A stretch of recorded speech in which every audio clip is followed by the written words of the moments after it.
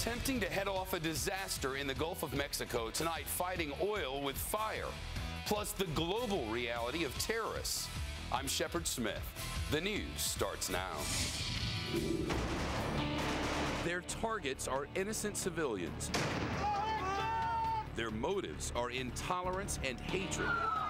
And all across the planet, they continue their ever-evolving campaigns of death.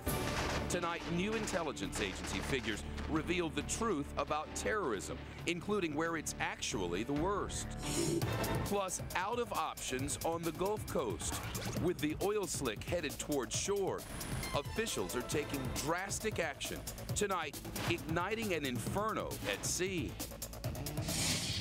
And word came in here just about an hour ago that the U.S. Coast Guard confirms teams have actually started lighting patches of that oil spill on fire to keep the oil from reaching shore. This all started when a drilling platform exploded and then sank in the Gulf last week, leaving an open well spewing oil deep below the water's surface. At last check, the enormous oil slick that well created was just 16 miles from Venice, Louisiana. If crews cannot stop it from reaching the coastline, the consequences could be disastrous for people who depend on the area to make their living and for the hundreds of species of animals that call the coast home. So now, with all other plans failing, teams are setting fire to sections of that 100-mile-long oil slick. The process is time-consuming. First, work boats set off a fire-resistant boom that's about 500 feet long. Then they drag it across the water to collect a few thousand gallons of the thickest oil on the surface. Next, they tow that oil to a more remote area away from the main slick. And finally, they set it on fire, reportedly using handheld flares. Each burn is supposed to last about an hour. An expert who's done all this before explained earlier on Studio B the technique works really well. Burning oil is an incredibly effective way of removing it from the surface of the water. What you have left typically would be a very, very hard tar-like substance, not gooey at all, but very, very hard. Some of it might in fact sink, but even the residue that's left floating can actually be recovered from the surface of the water. He says it's even safe for wildlife, and teams can put out the fire at any time by releasing the boom and letting the oil just spread over across the surface of the water. Now, to get it done before this oil hits the shore. We have Team Fox coverage tonight. Rick Reichmuth on weather issues. First, Chris Gutierrez live in Venice, Louisiana, the closest point to that oil slick. Chris, show us what's going on behind you there. You bet, Shepard. You can see right now that crews are working hard to load more of this boom onto this vessel to take it out to sea. Now, this boom, it's an orange in color. You see it here, and it's a floating barrier. They line the shoreline with this to protect the shore from that oil.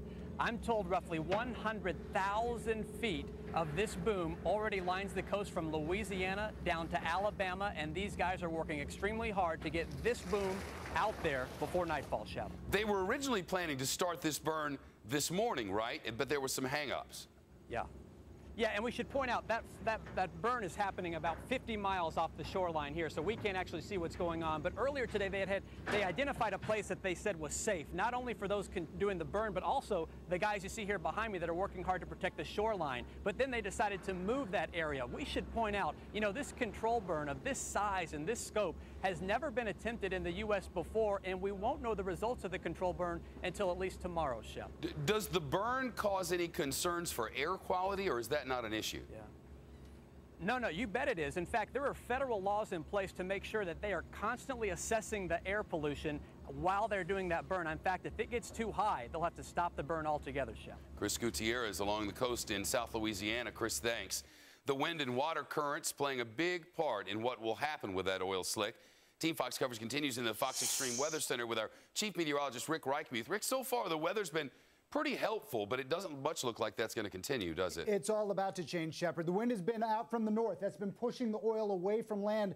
That's changing right now. In fact, things really have been pretty calm, at least today. High pressure kind of centered right over the area. Tomorrow, this begins to shift off towards the east, and high pressure has a clockwise circulation around it. That's going to start to allow the winds to move in from the south, Shepard, and that pushes that oil, that surface water, in towards the coastal areas. This situation, this kind of setup is looking like it's going to be with us probably at least through Sunday, with winds maybe up to about 25 miles an hour. Potentially, we could be seeing this staying with us maybe till Monday or Tuesday, Shepard. That's certainly not good news in this situation. No, it really isn't. Rick Reichmuth in the Fox Weather Center. Rick, thank you.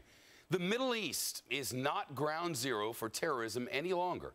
That's the new word from the National Counterterrorism Center. A brand new report indicates most of the world actually saw a drop in attacks last year, but violence is on the rise in Afghanistan and Pakistan.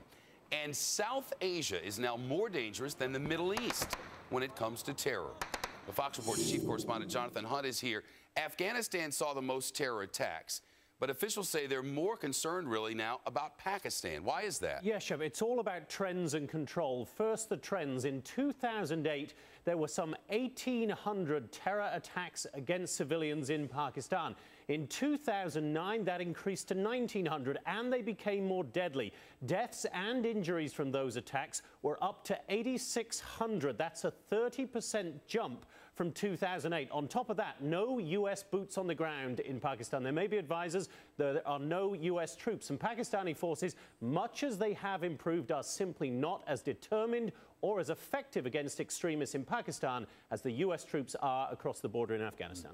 An indication today, Jonathan, that U.S. officials have some serious concerns about other South Asian countries. Yeah, this is very interesting, Shep. There is increasing concern about India. Now, obviously, we have seen major terror attacks on Indian soil. The attacks in Mumbai in November 2008, the most obvious of those. Also attacks against Indian interests elsewhere, against the embassy, for instance, in Kabul in February. So there is concern about terrorism in India. There's concern about terrorism against Indian interests. But there is also growing concern about how India might react if a link to Pakistan among those terror attacks was ever drawn, given that both Pakistan and India, Shep, are nuclear-armed nations. Yeah, it might be quite a reaction. What about other hot spots? Well, there's the obvious ones. Yemen, we heard about very recently, the attempted attack against the British ambassador there. Anwar al-Awlaki, the American-born cleric who has been linked to the Fort Hood shootings and the Christmas Day attempted bombing over Detroit. But you go across the Gulf of Aden to the Horn of Africa, also great concern about al-Qaeda's increasing presence in Somalia. So the bottom line, Shep, is that the global reach of terrorism remains as strong as ever. Jonathan Hunt live with us tonight. Jonathan, thank you. Now to a memorial for America's fallen soldiers. It's a big white cross. Veterans built it on government land way back when, but the public land is now in private hands. So should the cross be forced to come down? We'll report as the Supreme Court decides. And Florida's governor has apparently made up his mind now. Charlie Crist about to reveal whether he'll be in the battle and on the ballot as a Republican or an independent. A live report next from the journalists of Fox News on tonight's Fox Report.